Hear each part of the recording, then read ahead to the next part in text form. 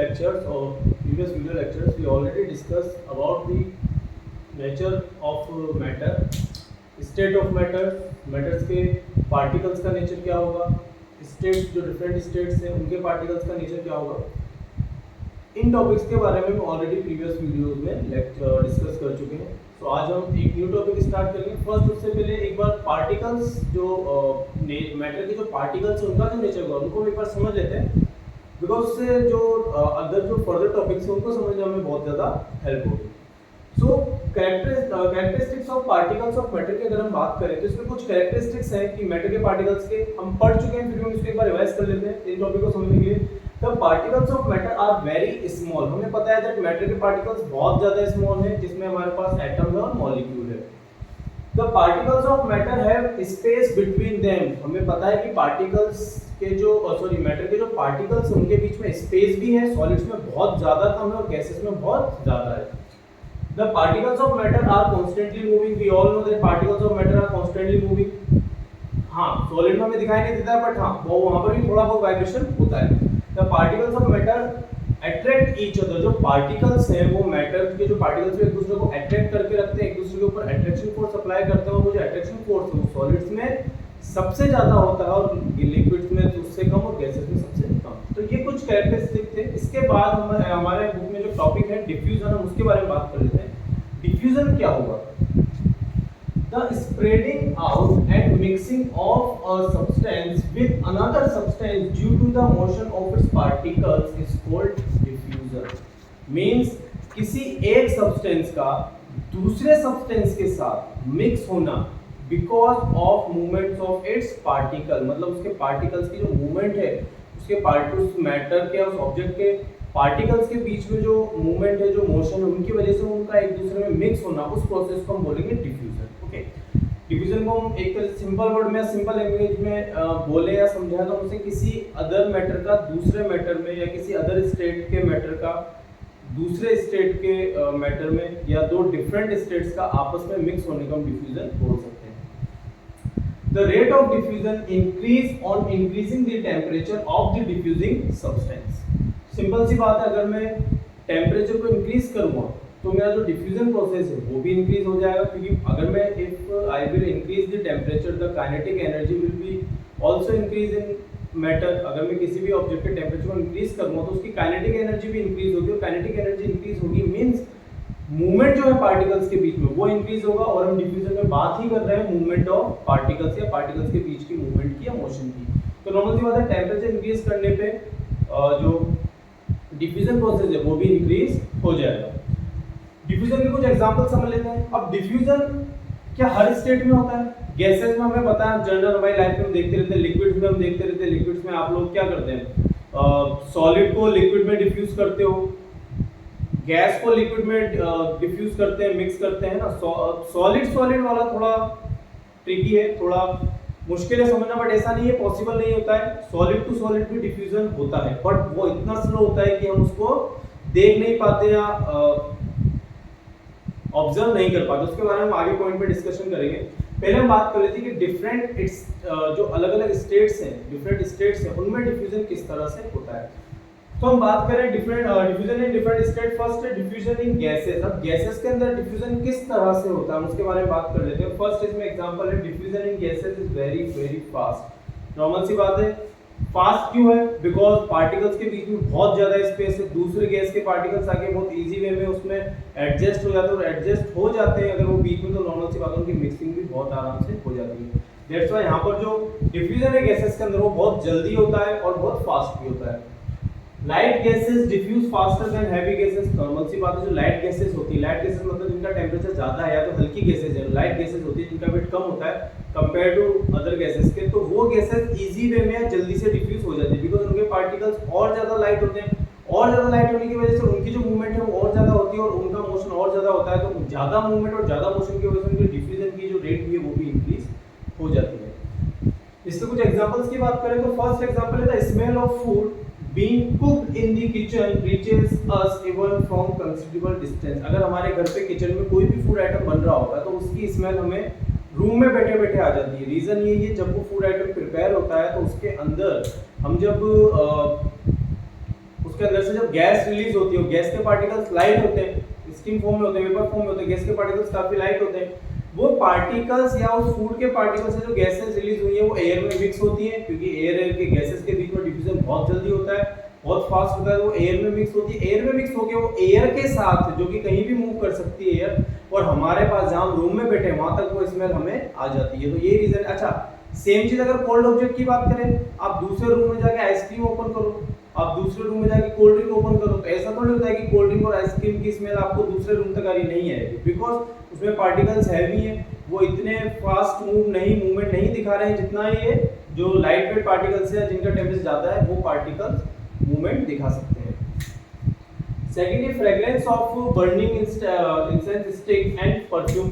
Normal सी बात है, अगर हम किसी रूम के एक कॉर्नर पे खड़े होकर परफ्यूम लगाते हैं तो उस परफ्यूम की स्मेल उस रूम के दूसरे कॉर्नर पर खड़े पर्सन को भी इजीली आ जाती है। रीजन, जैसे ही परफ्यूम के पार्टिकल्स एटमॉस्फेयर में रिलीज होते हैं वो गैस में जाके मिक्स हो जाते हैं, मिक्स होने के साथ उनके साथ फ्लो करते हैं, उनके साथ मूव करते हैं, और जब मूव करते हैं तो उसकी जो फ्रेग्रेंस है वो दूर तक जाती है। सेम जो इंसेंस स्टिक है, जो अगरबत्ती है, हम उसको जहाँ पर भी लगाते हैं हमारे घर पे, तो उसकी जो फ्रेग्रेंस है वो पूरे रूम में हो जाती है। रीजन, जो स्मोक के पार्टिकल्स हैं जो इंसेंस स्टिक से रिलीज हो रहे हैं वो लाइट पार्टिकल्स हैं, और वो गैस के पार्टिकल्स के साथ मिक्स होके पूरी जो एयर है उसमें फैल जाते हैं, और उसकी जो फ्रेग्रेंस है वो पूरे रूम में फैल जाती है।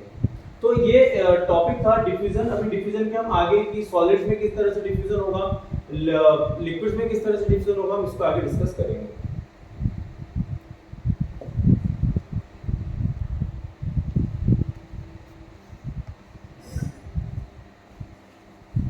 Okay, so now we will discuss about diffusion in liquids and diffusion in solids. तो diffusion in liquids is slower then the gas. जो गैसेस हैं उनके कंपेयर में लिक्विड्स के बीच में जो हमें डिफ्यूजन देखने को मिलता है वो काफी स्लो देखने को मिलता है। The spreading of purple color of potassium permanganate into a water on its own due to the diffusion to potassium permanganate particles into water। ये एक्टिविटी आपकी बुक में भी दी हुई है, बहुत सिंपल सी एक्टिविटी है। We have to just put a potassium permanganate particle in beaker and we after that we have to pour some water in the beaker। हमें एक पोटेशियम परमैंगनेट का पार्टिकल एक बीकर के अंदर डालना है, उसके बाद हमको उसके अंदर कुछ water, amount of water add करना है। थोड़ी देर बाद हम देखेंगे कि पोटेशियम परमैंगनेट के जो पार्टिकल्स हैं वो कुछ रिलीज होना स्टार्ट कर देंगे। मींस सॉलिड से जो लिक्विड में या लिक्विड से जो लिक्विड में जब हम पोटेशियम परमैंगनेट को क्रिस्टल फॉर्म में लेंगे तो उसमें से पार्टिकल्स रिलीज होना स्टार्ट करेंगे। और अगर मैं लिक्विड टू लिक्विड लूंगा, जैसे मैंने सपोज 2 गिलास लिए, हम इसको एक से एग्जांपल से समझ सकते हैं कि मैंने 2 बीकर लिए, एक में मैंने कोल्ड वाटर लिया और एक में मैंने हॉट वाटर लिया, और एक में मैंने लिक्विड पोटेशियम परमैंगनेट को डाला और दूसरे में भी मैंने लिक्विड पोटेशियम परमैंगनेट को डाला। तो कंपेयर टू कोल्ड वाटर, जो नॉर्मल वाटर है या जो हॉट वाटर है उसमें बहुत जल्दी से वो जो लिक्विड है वो डिसॉल्व हो जाएगा, और जो कोल्ड वाटर उसमें उसके कंपेयर में थोड़ा सा स्लो होगा। तो लिक्विड टू लिक्विड भी डिफ्यूजन होता है, बट लिक्विड्स में भी डिपेंड करता है कि जहां टेम्परेचर ज्यादा होगा वहां डिफ्यूजन बहुत इजी वे में हो जाएगा, जहां टेम्परेचर लो होगा वहां डिफ्यूजन होने में थोड़ा सा टाइम लगेगा कंपेयर टू नॉर्मल या फिर हॉट ऑब्जेक्ट के। इसकी एक एक्टिविटी आपकी बुक में भी दी हुई है कि उसमें पोटेशियम परमैंगनेट का हमने एक 100 ml टोटल एक सॉल्यूशन लेना है हमें, जिसमें 90 ml वाटर और 10 ml पोटेशियम परमैंगनेट सॉल्यूशन होगा। उसके बाद उसमें से एक दूसरा बीकर लेना है जिसमें 90 ml नॉर्मल वाटर होगा, और उस जो सॉल्यूशन है 100 ml का हमारे पास, उसमें से 10 ml पोटेशियम परमैंगनेट वाला सॉल्यूशन उसके अंदर ऐड कर देना।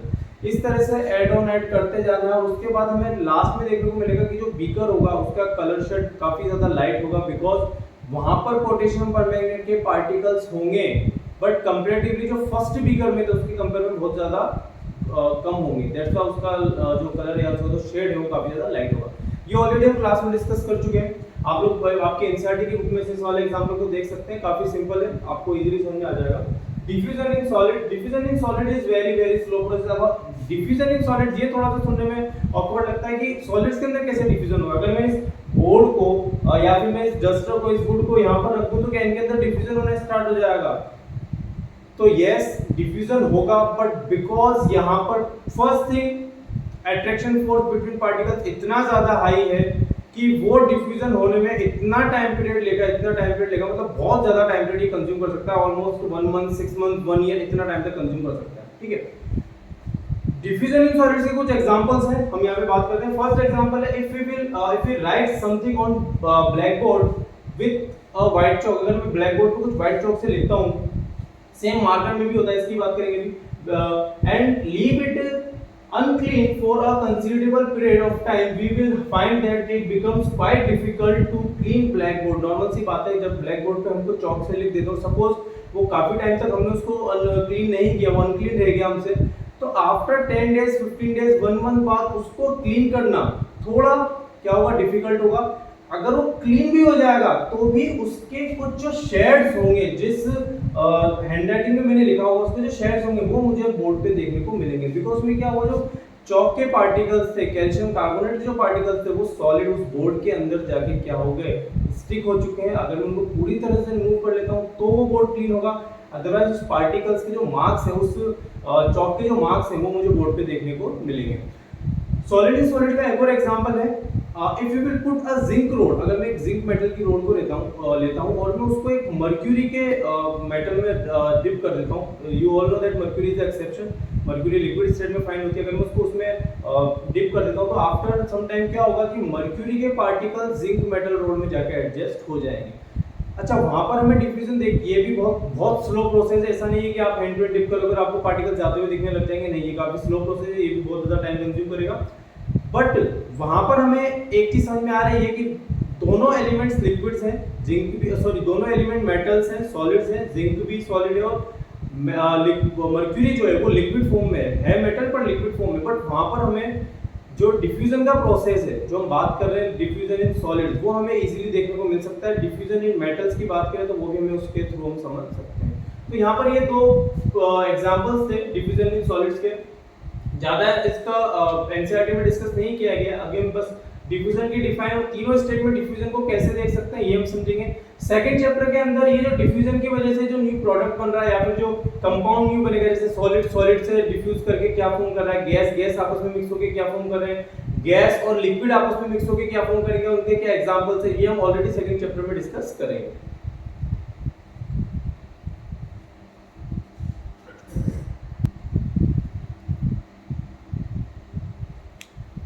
Okay, so now is change in state of matter. क्या हम एक मैटर की स्टेट को दूसरी स्टेट में चेंज कर सकते हैं? तो yes, it is possible. We all know that it is possible, because हम डेली लाइफ में हमारी बहुत सारी ऐसी चीज़ें देखते हैं जिसमें जो स्टेट है वो चेंज होती रहती है। जैसे आइस है, जो हमारा रेफ्रिजरेटर होता है उसके फ्रीजर में आइस होती है, आइस को हम थोड़ी देर रूम टेम्परेचर पर रखते हैं तो वो लिक्विड में चेंज हो जाती है। उस लिक्विड को अगर हम गैस स्टोव पर रखते हैं, उसको ओवर हीट देते हैं, फिर उस लिक्विड को ले जाके हम बाहर रखते हैं तो वो वेपर में चेंज हो जाती है। तो ये जो चेंजेस हैं मैटर की स्टेट में, जो चेंजेस आ रहा है, ये किस वजह से आ रहा है, किस रीजन से आ रहा है, उसके बारे में हम यहाँ पर पढ़ेंगे।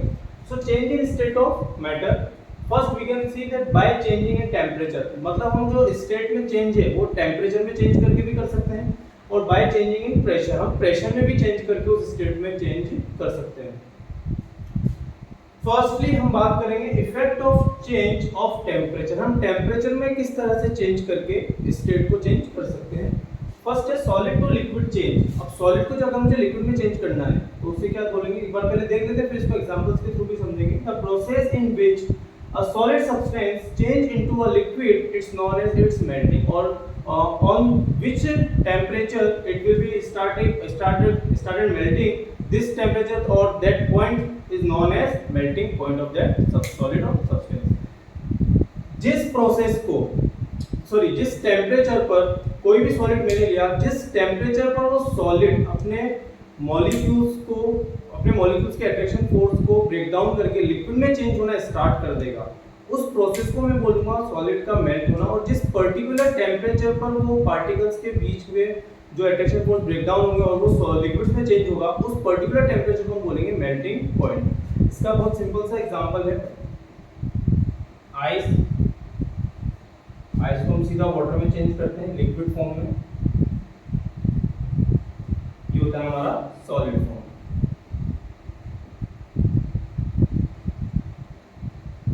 ओके, तो ये एक सिंपल सा एग्जांपल। इसके अलावा भी इसके बहुत सारे एग्जांपल्स हैं। हम डेली लाइफ में बहुत सारी चीजें ऐसी देखते हैं जो पहले सॉलिड होती है, फिर लिक्विड में चेंज होती है, देन उसके बाद वेपर में चेंज होती है। इसके बाद हम बात करेंगे liquid to gas, then gas to liquid, liquid to solid, then solid to gas और डायरेक्ट गैस टू सॉलिड। तो ये सारे प्रोसेस हम इसमें वन बाय वन रीड करेंगे।